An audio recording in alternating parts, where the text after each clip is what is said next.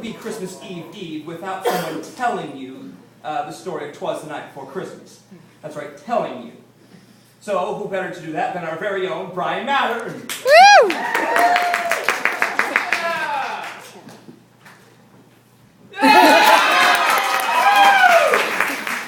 Thank you very much. I'm really happy to be here to tell you the story of 'Twas the Night Before Christmas. 'Twas the Night Before Christmas by Bryan Maddern. So it was just the day before Christmas. So it was December the 24th. Yeah. I remember it was a Wednesday because Christmas was falling on Thursday that year because the trash, I had to take the trash out. But because of the holiday, I didn't have to take the trash out. I was going to wait till the end of the long weekend. So, you know, we had just, it was really quiet, right? I mean, real quiet. Nothing was moving. You know, not a creature, not even like a little mouse. You know, because I mean, we keep a clean house anyway, so there's not going to be any creatures running around. But then again, it's possible because, if you think about it, we kept the trash in that night because we weren't taking it out the next day. So it's possible. But hardly unlikely. Anyway, it was really fun. We had, you know, the kids, they were sleeping. We just, I mean, right before we went to bed and everything, just put up the stockings real carefully. You know, we want to use the same pinhole in the matting we did last year. You know, we don't want my mats all full of pinholes. So we hung them up, you know, with care.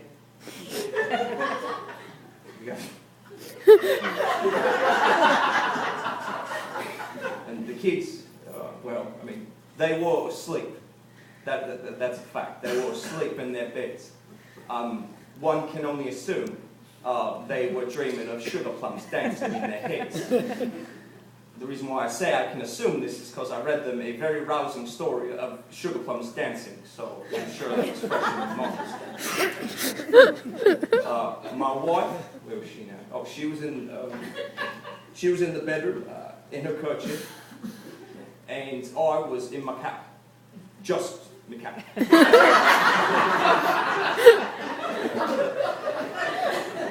And I was getting ready to settle down for a long winter's nap. Now, that doesn't mean I'm going to sleep all winter like a bear. That means I'm going to sleep one night. I don't want there to be any confusion. I mean, yeah. Thank you very much for letting me do this. Okay. So picture this now. I'm in the bed. My wife, she's beside me. Okay? Just like that. Real quiet. Then all of a sudden, out of nowhere, I hear, you know, like it's kind of hard to do it again, you know, like a kind of thing, like not just a single thump or something like that, not a bang. I mean, it's more like Clatter? A clatter. Thank you very much. The clatter was coming from my lawn, you know, right outside my window. So I hear the noise. Well, I hit my wife, try to roll her over so she go check it out. But she tells me that it's my turn to check out the weird disturbing noise, so I have to go do it. So I go to the window, and I look out, what do I see? I see 8 miniature reindeer. Just there on my lawn. Pulling like a little miniature sled with the little man wearing all red. You know, not like the red, you know, with the hat and whatnot. And I have no idea what's happening. I'm hoping I'm asleep. And I'm looking, I'm trying to figure out what is going on. I didn't decorate my lawn this year, so I know it wasn't me. Then, all of a sudden, I'm watching this thing on my lawn. And the little man from the sleigh yells, "Get up on the roof, on top of the roof." I'm paraphrasing, but it was a long time ago. And he says, "Dasher, Dancer," 6 other names I can't remember. It was a long time ago. What a sight I'll never forget. I'll never forget that sight. And then all of a sudden, as I'm watching them, they lift right up off the ground. No propeller, no jet engine, no nothing. They just lift off the ground. This is reindeer. Think about this, people. Reindeer in the air. You should all be falling out of your seats. That's amazing. Anyway, flying up in the air. I'm watching them. And apparently I have a panoramic window. I'm watching them.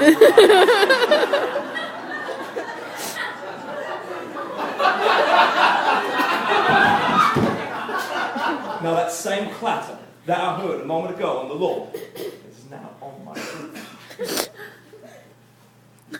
No one else is amazed by this. This has happened to you. It's freaked me out. So now, this clatter now is on my roof.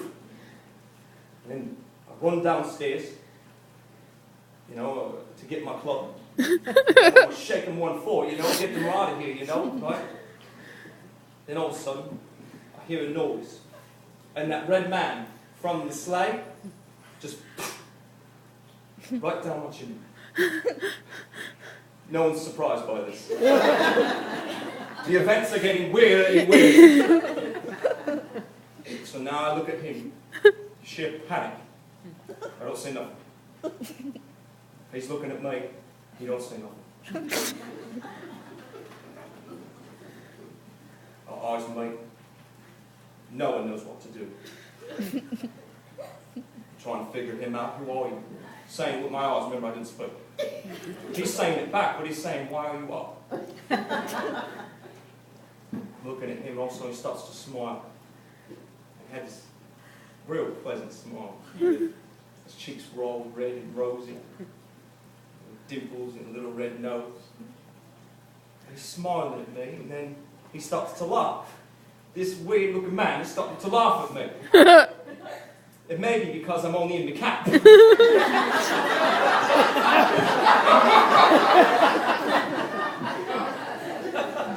So still, keep in mind, no words have been exchanged between the two. Looking at him, and he laughs, and his belly shakes like a bowl full of gelatin. That's what we say in London. We don't say jello. It's a company name for gelatin. So he just bends down, grabs his sack, takes some gifts out and puts them under the tree. Now, I'm fairly convinced at this time that this is Santa Claus.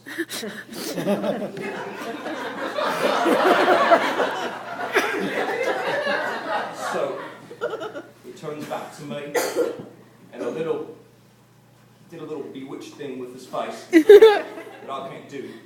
But anyway, he did that, and then all of a sudden, he just right back up the chimney.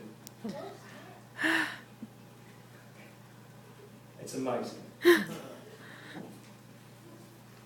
I've only saw it that one time. And every year I look to see him one more time. And so he's on the roof. He's on the roof. And I can hear him as they're flying away. Merry Christmas! And, oh, what the hell did he say? Oh, it's so long ago. God bless us, everyone!